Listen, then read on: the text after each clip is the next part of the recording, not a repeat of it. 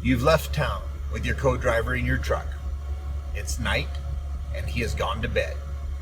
You keep on driving through the night, through the middle of nowhere. You turn and look. He has disappeared. This is a highway that leads to the shadowy tip of reality, through another dimension. A dimension not only of sight and sound, but a route to the land of the different, the bizarre, the unexpected. Go as far as you like on this road. The signpost up ahead says, "Welcome to the Twilight Zone." We've been driving through the middle of Wyoming. There's nothing anywhere.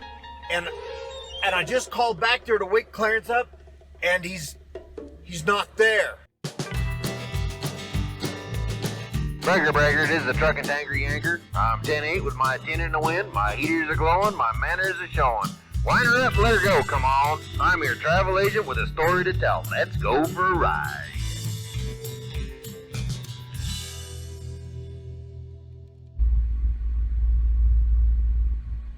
It was in the middle of night, and I got a phone call from my driver, Stacy. He said that he turned around to call his co-driver, Clarence, and Clarence wasn't in the sleeper. He didn't know what happened to him.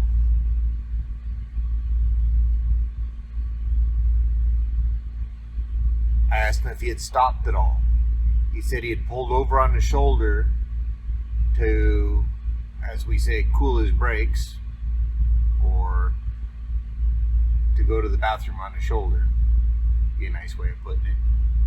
He said he stopped, but he just jumped out on the driver's side because it was the middle of Wyoming, in the middle of the night, and there's nobody there. There's nobody out in the highway at that time of night.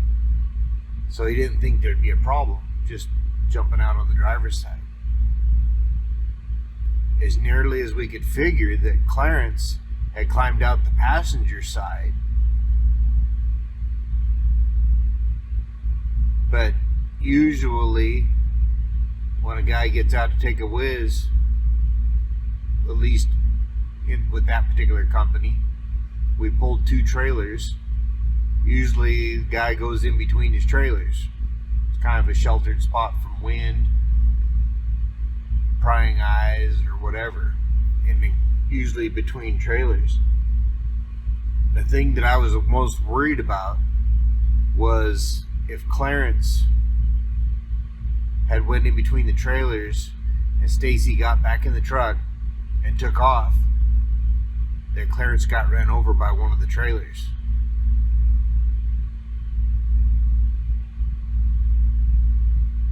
I called the highway patrol in Wyoming to see if they'd see anything, and I asked Stacy how far away he was from the point where he had stopped, and he said probably about 50 miles or so. And I said, well, turn around and go back.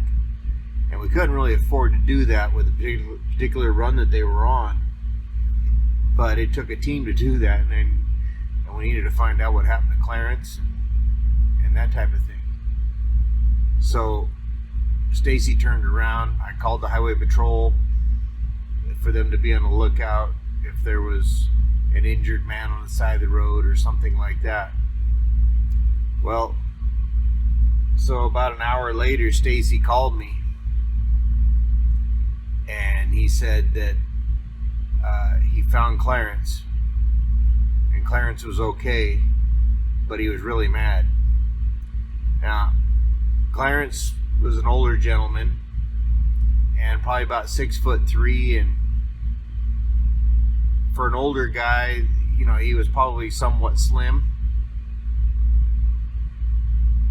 And Stacy said that when he come up the interstate looking for Clarence, there was Clarence walking on the shoulder of the interstate with nothing on but his underwear. And Stacy wasn't so sure he actually wanted to pull over and and pick him up because he looked mad. And he was scared to pick him up because Clarence had been out there walking for, well, probably an hour and a half, almost 2 hours on the shoulder of the road with just his underwear on. And it wasn't a warm night either. It was a cool night. It wasn't cold, but it was cool, and a lot cooler. You'd want to be in your underwear out in the middle of nowhere. But that's how much traffic there was back in those days, that even on an interstate, Clarence didn't see anybody for an hour and a half. Well, fortunately, Clarence was okay, but I was very worried, and so was Stacy. But the initial shock that Stacy had, which was turning around to call for his co-driver to get ready for his turn to drive or whatever, and he opened the curtain there behind him and hollered at Clarence and didn't hear nothing, and opened the curtain and looked back there, and he wasn't even back there. He says that was a real shock and scared him to death. And then to think that Clarence could have gotten run over by the back trailer because he was in between trailers taking a whiz, that scared him to death. That scared me to death too. Fortunately, it turned out okay, and they still remain teammates, but we come up with a thing, and a lot of different guys have done this over the years to sort of let co-driver know that that you're getting out of the truck, and that's like leave your tennis shoe or something like that, an article of clothing in the driver's seat that belongs to you, so that way the driver knows that you're up and about. And I remember one time, actually it was in Wyoming again. I was my co-driver was Bob Pinkerton, and old Bob, was a native Montana boy, and anyway, I think I don't even remember where we were. I could have swore it was in Wyoming. It might have well been Casper. But anyway, Bob went into the truck stop, and so I thought, well, I think I'm going to get up and use the restroom or whatever like that. And so I got up, and that was long before the thing with Stacy and Clarence, so I didn't leave anything in the driver's seat, but when I went into the truck stop, I just basically went over to catch Bob's attention. And so I went over back towards where Bob was, and I just said, hey, just letting you know I'm in here. He said, all right. Anyway, so I went and took care of whatever it was I was doing in there. Went back out to the truck, and Bob was there waiting for me. So I got in the truck, and he says, if you're going to go in the truck stop dressed like that, he says, I'd just soon you didn't walk over to me and act like you know me. He said, just act like you don't know me if you're going to dress like that. I was like, well, dressed like what? Well, apparently my t-shirt, sweatpants, and cowboy boots didn't look like the proper attire to be going out to town in. So Bob didn't want me to act like I knew him if I was going to dress with cowboy boots and sweatpants on. So, but that's just one of the things that when you're running a team together is paying attention to where each other are at, and just being.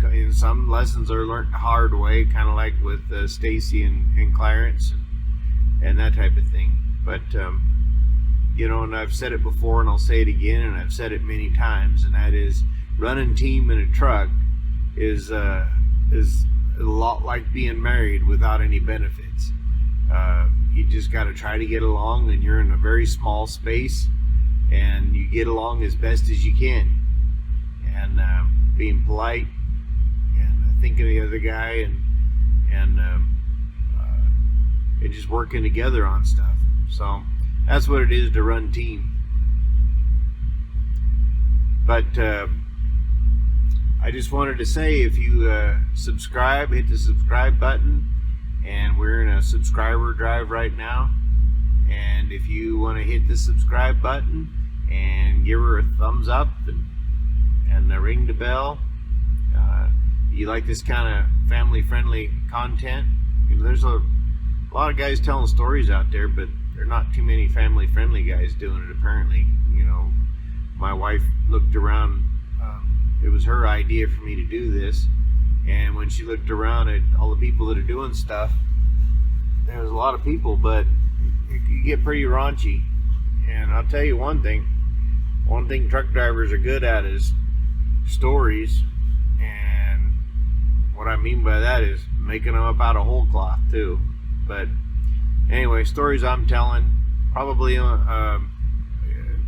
I might give into exaggeration about that much, maybe. I think I'm usually pretty obvious when I'm exaggerating, but these are all true stories that actually happened. I've been there for them, every single one of them.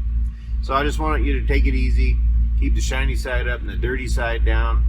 All right, look on beyond your hood ornament. Don't be a bumper sticker. It's not professional. All right. So hey, we'll see you on the flip side. We gone.